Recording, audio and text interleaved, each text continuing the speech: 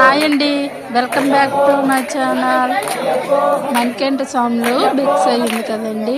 ఆ బెక్స్ అయిన తర్వాత స్వాములు తిన్న ఆకులు ఇలా గంగలోకి కలపడానికి తీసుకెళ్తారండి. ఆకు పూజ అంటారు దీన్ని. ఆకుపై కర్పూరం పెట్టి వెలిగిస్తారు. చెరువు వరకు స్వాములు కడిగిన చేతి నీళ్ళు ఉంటాయి కదా, అలా బకెట్ నీళ్ళతో వెనక పెట్టుకొని వస్తారండి ఆడవాళ్ళు. ఇలా స్వాములు కొన్ని బిక్స్ ఆకుల్ని ఇలా ఊరంతా భజన చేసుకుంటూ గంగలో కలపడానికి తీసుకెళ్తారు.